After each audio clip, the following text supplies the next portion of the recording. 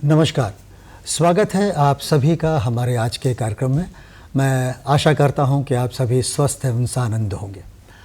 आज हम जिस विषय पर बात करने जा रहे हैं वो विषय है डिजिटल इंडिया। आज भारत डिजिटल भारत कहलाता है। जब इसकी शुरुआत हुई थी तो बहुत तरह की बातें, बहुत तरह की आलोचनाएं हुई थी, मगर गर्व कीजिए कि आज भारत दुनिया में डिजिटल कार्य क्षेत्र में, डिजिटल बैंकिंग प्रणाली में दुनिया का सिरमौर है और आने वाले दौर में यह दुनिया में नंबर 1 ही रहेगा, ऐसा विश्वास करते हैं। और जब जिस देश की जनता ये तय कर लेती है कि हमें दुनिया में सिरमौर बनना है तो उसे कोई रोक नहीं सकता। आज डिजिटल इंडिया जिस विषय पे हम बात करने जा रहे हैं, इस विषय पर बात करने के लिए स्टूडियो में हमारे साथ मौजूद हैं हमारे मेहमान श्री प्रभात कुमार सिन्हा जी। आप जिला अग्रणी बैंक प्रबंधक हैं, जिसे हम LDM कहते हैं, लीड डिस्ट्रिक्ट मैनेजर। प्रभात जी, स्वागत है आपका हमारे इस कार्यक्रम में। नमस्कार, बहुत बहुत धन्यवाद मुझे मौका देने के लिए। धन्यवाद कि आप यहाँ आए। प्रभात जी, सबसे पहले हम आपसे यह जानना चाहेंगे कि डिजिटल इंडिया क्या है? डिजिटल इंडिया भारत सरकार की एक बहुत महत्वपूर्ण योजना है, जिसमें ऑनलाइन आधारभूत संरचना सुधार करना और इंटरनेट कनेक्टिविटी को आम और जनता तक पहुंचाने की है। इसका स्लोगन जो है, इसके जो आदर्श वाक्य हैं, यह है power to empower.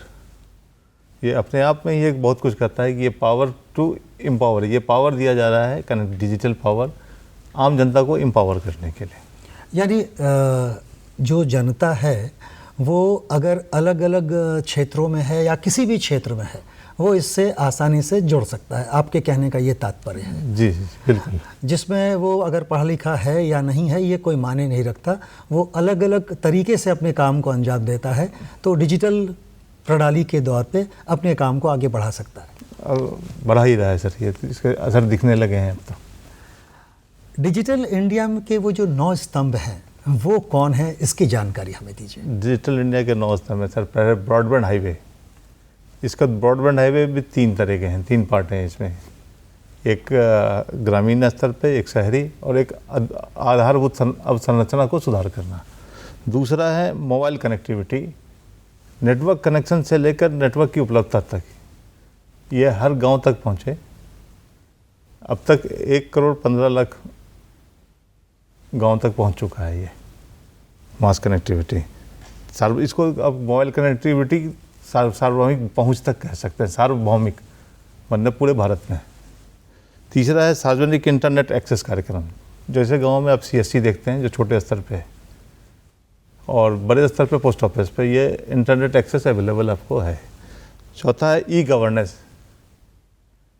E governance आज आपकी जो आम जनता की जो चीज़ें हैं, जो पहले बहुत मुश्किल हुआ करती थी, छोटी छोटी चीज़ें, जैसे जन्म मृत्यु प्रमाण पत्र हो गया, आपका रजिस्ट्रेशन राशन कार्ड वगैरह हो गया, ये सारे कुछ अब ऑनलाइन ई गवर्नेंस है। लेकिन ये ई क्रांति है, ई क्रांति भी एक पार्ट है इसका। ई गवर्नेंस में जो कंप्यूटर के माने डिजिटल के माध्यम से जो मंत्रालय के वगैरह की जानकारी है, जो अब तुरंत कार्यक्रम का जानकारी आपको मंत्रालय स्तर तक मिल जाता है और मंत्रालय की का जानकारी यहाँ तक आ जाती है, और आपको सरकारी सूचनाओं की डिलीवरी, सरकारी सुविधाओं की डिलीवरी डोर टू डोर उपलब्ध हो चुकी है।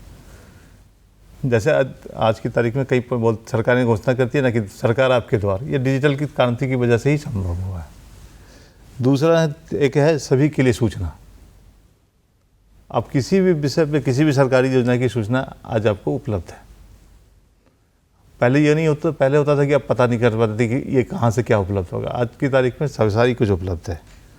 तीसरी एक है इलेक्ट्रॉनिक विनिर्माण।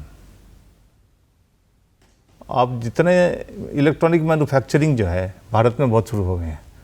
पहले ये सिर्फ गिने चुने माध्यम में थे, और इसमें नौकरियों के लिए IT जानकार और ITS जानकार के छात्र और बच्चों के लिए नौकरी की बहुत सारी सुविधा उपलब्ध हो गई है आज की तारीख में।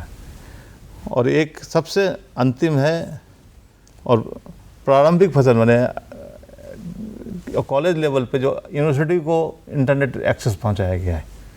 तो ये कुल 9 कार्यक्रम, 9 आधारभूत आपकी ये 9 स्तंभ भी है। ये जो आपने एक अंत में बताया कि विद्यार्थियों के लिए, तो विद्यार्थियों के लिए जो ये किया गया है, क्या आने वाले समय में इसमें कुछ और भी विस्तार की योजनाएं बनेंगी? इसमें सर ई पाठशाला जैसे चालू की जाएगी। जी जी, जो DD1 प्रसारित करते हैं। ई पाठशाला वगैरह जो है, जिसमें आप NCERT की सारी बुक आपको ऑनलाइन अवेलेबल है और हर एक क्लास के लिए आपके माध्यम से ही कक्षाएं आयोजित की जा रही हैं। तो अब दूर दराज भी बैठा हुआ आदमी एक गुणवत्ता शिक्षा प्राप्त कर सकता है। ये जो डिजिटल इंडिया का टोटल कार्यक्रम है, इसमें जो सबसे महत्वपूर्ण पहल है वो क्या है? सबसे महत्वपूर्ण असल पहले तो बुनियादी ढांचों का ये महत्वपूर्ण पहल है सर। आपको जैसे हमने बताया अभी कि ई शिक्षा अभियान, ई अस्पताल अभियान, ई स्वास्थ्य अभियान, डिजी लॉकर एक अब एक करके आपको बताता हूँ। जैसे डिजी लॉकर है, आप अपने सारे डॉक्यूमेंट्स, जैसे आप अपनी ड्राइविंग लाइसेंस, इंश्योरेंस सर्टिफिकेट वगैरह सब इस डिजी लॉकर में रखे कहीं भी मूव कर सकते हैं। हर महत्वपूर्ण कागज़ आपको डिजी लॉकर के माध्यम से आपके पास हमेशा मोबाइल में उपलब्ध रहता है। ये एक बहुत बड़ी बात है। ये नहीं तो पहले आपको कहीं भी जाने के लिए सारे कागज़, आधार कार्ड, पैन कार्ड, सारा कुछ लेके चलना पड़ता था। अब डिजी लॉकर में लेके चल सकते हैं इसको।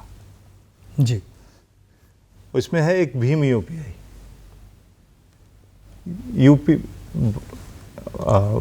भीम UPI के जरिए आप पेमेंट गेटवे बहुत आसान हो गया है। पहले हम केवल मास्टर और वीसा पे डिपेंडेंट थे। ई अस्पताल हो गए हैं, ई क्रांति के लिए आपको इलेक्ट्रॉनिक सेवा मिल रही है। ये महत्वपूर्ण पहल वगैरह ऐसा भी है। दोस्तों, एक पहलू इसमें है DG लॉक। इसके बारे में जानकारी हासिल कीजिए, इसको रोज़मर्रा के जीवन में उपयोग कीजिए, क्योंकि अक्सर ये सूचनाएं आती है व्हाट्सएप पर या अखबारों में लोगों के ज़रिए कि किसी का डॉक्यूमेंट्स खो गया है, वो ट्रेन से जा रहा था या गाड़ी से जा रहा था या डिक्की से चोरी हो गया। तो अगर आप इसे DG लॉक के जरिए कर लेंगे तो आपके ये महत्वपूर्ण डॉक्यूमेंट्स सदा घर में सुरक्षित रहेंगे और आप देश दुनिया में कहीं भी मूव कर रहे हैं तो आप इसके प्रिंट आउट दे सकते हैं, और अब तो प्रिंट आउट की भी ज़रूरत नहीं पड़ती है। तो DG लॉक वाकई सुरक्षित है और बहुआयामी तरफ से उपयोगी भी है। प्रभात जी, DG इंडिया की जो शुरुआत तो हुई होगी कभी, वो किसने की, कब की? डिजिटल इंडिया की शुरुआती जो डिजिटल क्रांति की शुरुआत में करना चाहिए सर, ये 1 जुलाई 2015 को हमारे माननीय प्रधानमंत्री श्री नरेंद्र मोदी द्वारा की गई। कट कर लेंगे सर इसको। भारत सरकार ने ऑनलाइन बुनियादी ढांचे को मजबूत करने के लिए और इंटरनेट एक्सेसिव के लिए इस कार्यक्रम की शुरुआत की गई, और विगत 8 वर्षों में हमें ये दिखने भी लगा है। अपना जो एक UPI है, यूजर पेमेंट इंटरफेस, अब ये पूरे भारत दुनिया में लोग हमारे फॉलो कर रहे हैं। अभी हाल में ही आपको ये पता होगा कि UAE ने हमसे, इवन सिंगापुर जैसे देशों ने हमसे UPI की तकनीक मांगी है। तो ये इस पहल से आज UPI से हर आम जनता, आम आदमी परिचित है। आप हर ठेले पे आप जो QR कोड वगैरह देख रहे हैं, ये भी एक डिजिटल क्रांति का उत्पाद है, पहुँच है। दोस्तों, डिजिटल इंडिया को किस तरह से हम उपयोग कर रहे हैं ये आप सब जानते हैं, और अक्सर आम जनजीवन में ये इतना सहज हो गया है कि जो साक्षर भी नहीं है, कम पढ़ा लिखा भी है या कहीं प्रोफेसर डॉक्टर भी है, मोबाइल निकालता है और पेमेंट कर देता है, और बहुत आसान है। और सफ़र में भी ये बहुत आसान हो गया है कि इसका इस्तेमाल जो लोग नहीं जानते हैं वो ज़रूर सीखें, करें, क्योंकि सफ़र में कैश ले जाना कभी सुरक्षित नहीं है। तो डिजिटल इंडिया ने हमारे जीवन को बहुत सुखद, सरल और सुरक्षित भी किया है। एक टर्म है MSME, इसके बारे में बताएं, क्योंकि बहुत लोगों को इसके टर्म्स के बारे में जानकारी अभी तक नहीं है। इसके बारे में बताने से पहले एक महत्वपूर्ण जानकारी सब आपके साथ साझा करना, शेयर करना चाहता हूँ कि अभी पंचायतों में, उत्तर प्रदेश की पंचायतों में ओन सोर्स रेवेन्यू के नाम पे डिजिटल के द्वारा एक QR कोड दिया जा रहा है, माने पंचायत के अपने कोड के साथ, कि जो पंचायत स्तर पे जो रेवेन्यू जनरेट होते हैं, जो सर्टिफिकेट, जन प्रमाण पत्र की जो रसीद हैं, फ़ी हैं, ये सारे अब डिजिटल माध्यम से ही कलेक्ट होंगे और विद इन टाइम सरकार के खाते में ये पहुंच जाएंगे। तो ये बहुत तेज बड़ी बात है जो 15 अगस्त से चालू हो गई है उत्तर प्रदेश में। अब बड़ी उपलब्धि है, बड़ी उपलब्धि है। और हमने आपसे MSME के बारे में पूछा। अब मैं MSME बताता हूँ। MSME इसका फुल फॉर्म है माइक्रो स्मॉल मीडियम एंटरप्राइजेज। इसको हिंदी में कहें तो लघु कुटीर और मध्यम उद्योग। कुटीर उद्योग और लघु उद्योग की परिकल्पना तो गांधी जी ने ही की थी। इसको पहले 2000 MSME डिपार्टमेंट ने 2006 में इसको इन्वेस्टमेंट के हिसाब से बांटा था। तो लघु उद्योग जो थे 25 लाख तक के इन्वेस्टमेंट को लघु उद्योग कहा था, मैन्युफैक्चरिंग निर्माण क्षेत्र में। और मैं निर्माण क्षेत्र की बता रहा हूँ। लघु 25 लाख तक के इन्वेस्टमेंट को लघु उद्योग कहा था, 25 लाख से 5 करोड़ तक को मध्यम कहा था, स्मॉल कहा था, और मध्यम कहा था 5 करोड़ से 10 करोड़ तक को। तो माइक्रो, स्मॉल और मीडियम। माइक्रो हो गया था 25 लाख, स्मॉल हो गया था 25 लाख से 5 करोड़, और मीडियम हो गया था 5 करोड़ से 10 करोड़। ये मैन्युफैक्चरिंग में था।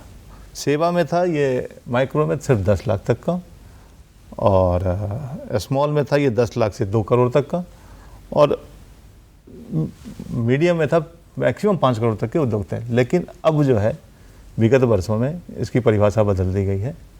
अब इसको टर्नओवर में कर दिया गया है। 5 करोड़ तक के टर्नओवर जो है वो लघु उद्योग में है, 5 करोड़ से 75 करोड़ तक मध्यम में है, स्मॉल में है माइक्रो, और 75 करोड़ से 250 करोड़ तक मीडियम में है। तो अब यह है कि 250 करोड़ तक के उद्योग जो हैं MSME की योजनाओं का लाभ ले सकते हैं। इसमें भी अभी एक उत्तर प्रदेश सरकार ने नई चीज़ शुरू की है। आपके माध्यम से लोगों को जानकारी देना चाहूँगा कि उद्योग रजिस्ट्रेशन, उद्यमी रजिस्ट्रेशन करने पे 5 लाख तक का एक्सीडेंटल बीमा फ्री है, और इसमें हर कोई ठेले वाले से लेके 250 करोड़ तक के टर्नओवर करने वाले व्यवसायी को ये सुविधा उपलब्ध है। डिजिटल बैंकिंग प्रणाली की जो सबसे अच्छी खूबी है, सबसे बढ़िया खूबी, उसके बारे में हमें आप ज़रूर बताएं।